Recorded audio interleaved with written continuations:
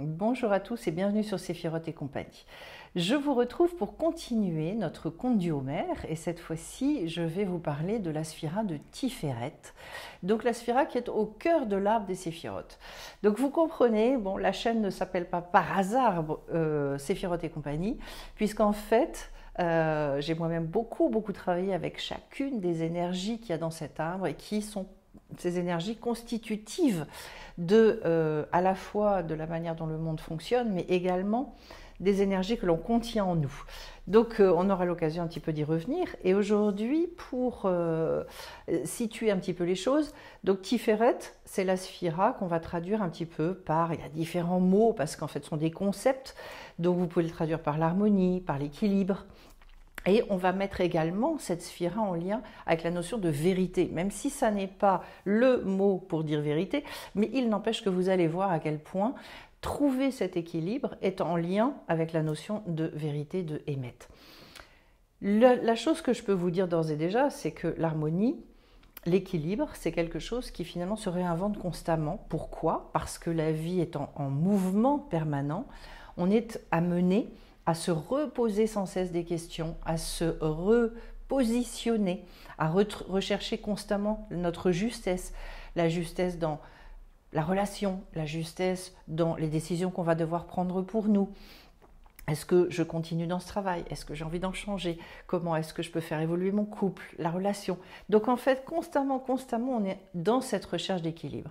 Ce qu'il y a d'intéressant, c'est que Tiferet se situe, reçoit l'énergie qui est d'abord passée par le chesed, la bonté, et la gvura qui est la force. Le cadre, j'ai fait une vidéo sur la gvura. Et donc en fait, on descend comme ça, et les deux vont venir inséminer Tiferet, et donc on est entre ces deux piliers, il y a le pilier central, et la recherche d'équilibre. Qu'est-ce que je dois faire? Et est-ce que je dois être plutôt dans la bonté, plutôt dans le fait de cadrer, plutôt dans la patience, ou plutôt dans le fait, cette fois-ci, de poser des limites? Donc, cette sphira-là, pour bien l'expliquer et poser ce débat, je vais vous raconter finalement deux histoires. Une première histoire que j'ai racontée dans mon livre, je vous le remontre pour ceux qui ne sauraient pas, donc Le pouvoir des inclassables aux éditions Erol. J'ai raconté cette histoire-là parce qu'elle est fondatrice. C'est un mythe qui nous parle d'une discussion que Dieu a eue avec d'abord la bonté, justement, ensuite la justice, ensuite la vérité et après la paix. Et il demande à ces quatre notions si effectivement il peut créer l'homme. Alors au début, il va demander à la bonté va lui dire oui, bien sûr, il n'y a pas de souci, l'homme est tout à fait capable de faire preuve de bonté, de générosité, de patience. Il a un grand cœur, donc il n'y a pas de souci, tu peux créer l'homme. Vient ensuite la justice, et la justice dit de même, écoute, dans chaque société, on voit bien que l'homme, il est capable de s'organiser, de poser des limites, d'imposer des règles et des lois, donc il sait faire preuve de justice.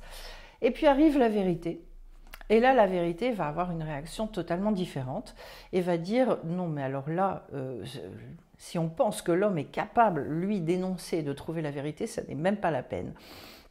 Dans ce cadre-là, la paix qui intervient en dernier dit dans ce cas, c'est pas possible de créer l'homme parce qu'il y ait la paix, parce que s'il n'y a pas de vérité, il ne peut pas y avoir la paix.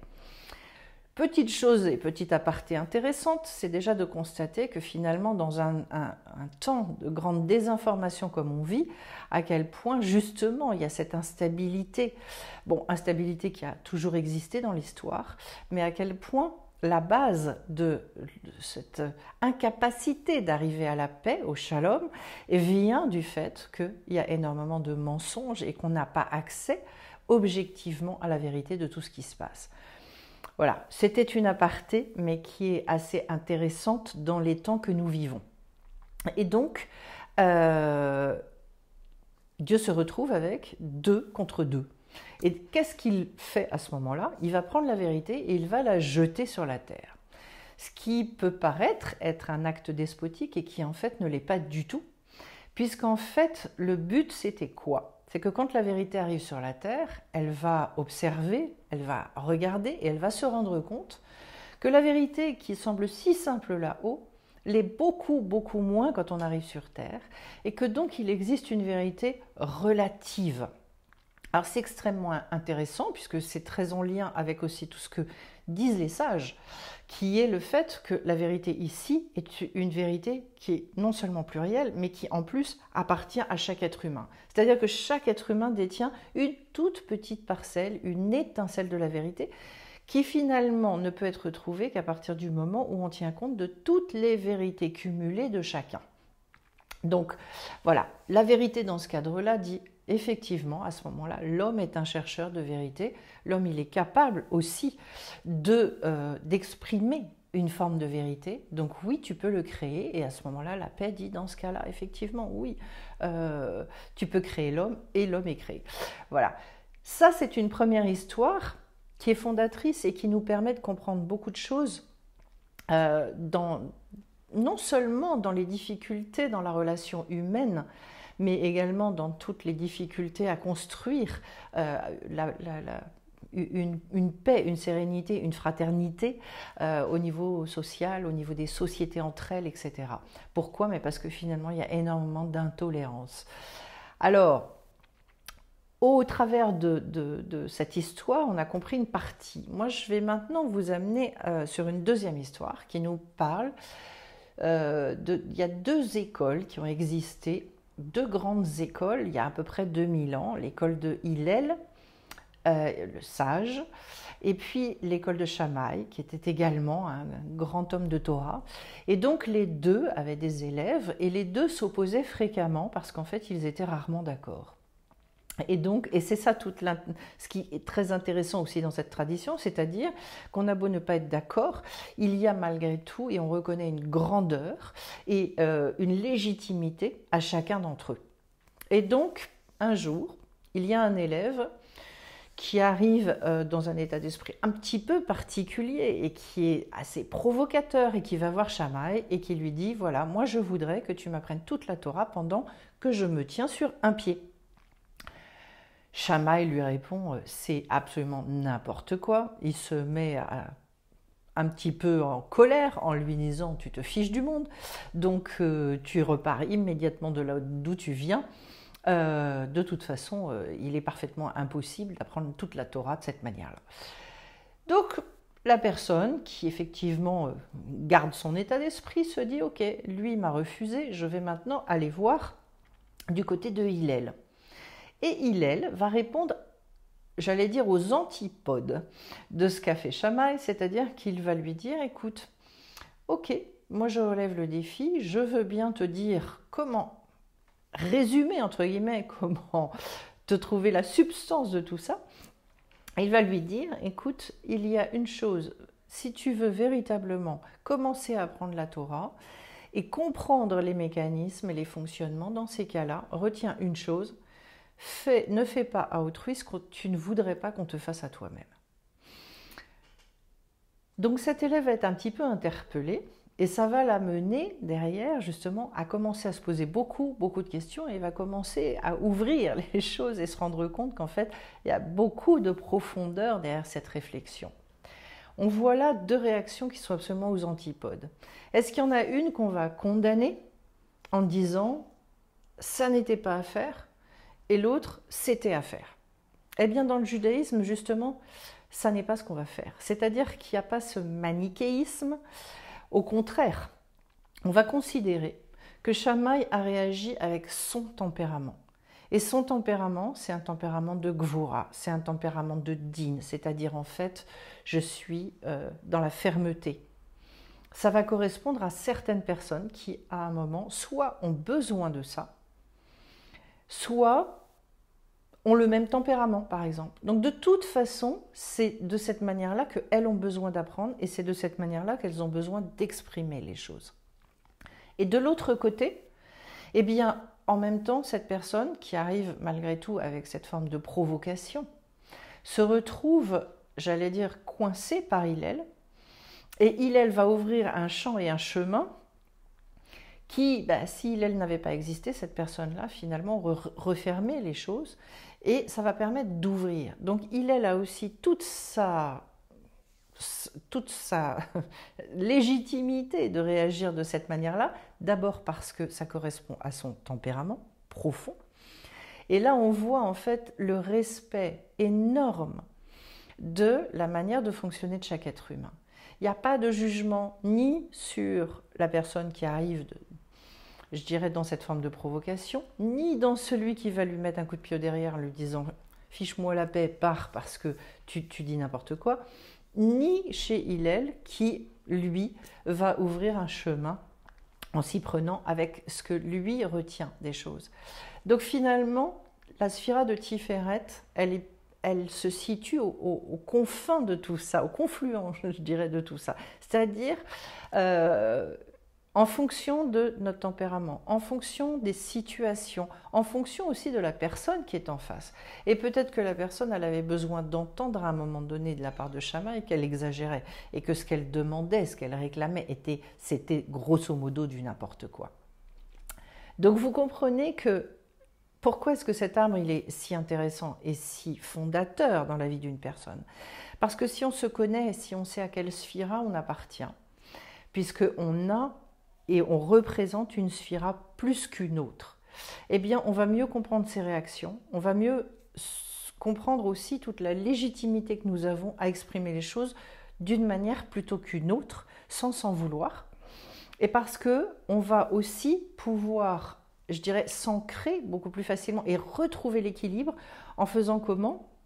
En travaillant, je dirais, la sphira qu'on représente, la sphira que l'on contient, il va falloir apprendre à la gérer, à l'équilibrer aussi avec la sphira qui est en face pour arriver justement à Tiferet, pour arriver à cette harmonie. Voilà ce que je pouvais vous dire sur la sphira Tiferet, alors il y a beaucoup à dire naturellement, c'est pour ça que je le précise qu'il y a une formation qui démarre lundi 27 mai, et donc il va y avoir 4 ateliers, durant lesquels on échange via Zoom. Si ça vous intéresse, donc vous pouvez aller voir sur sephirotetcompagnie.com. Sous la vidéo, systématiquement, je mets les liens de pas mal de formations également.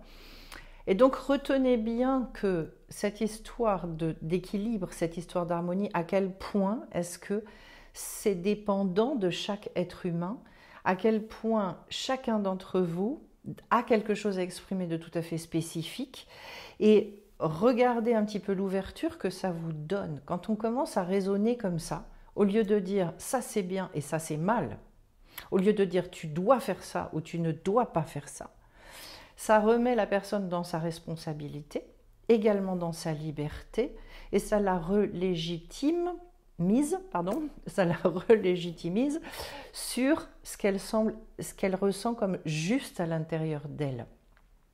Après que ce soit compliqué à comprendre pour certaines personnes, étant donné qu'on est dans une société où on a tendance justement à être énormément dans le manichéisme et où il n'y a plus de débat de fond, de véritable débat, retrouver cette forme d'intelligence, cette forme d'ouverture, de véritable tolérance, c'est quelque chose qui me semble aujourd'hui être, je dirais, le nœud, le plus gros nœud de nos sociétés, qui prônent énormément la tolérance mais ne la vivent absolument pas.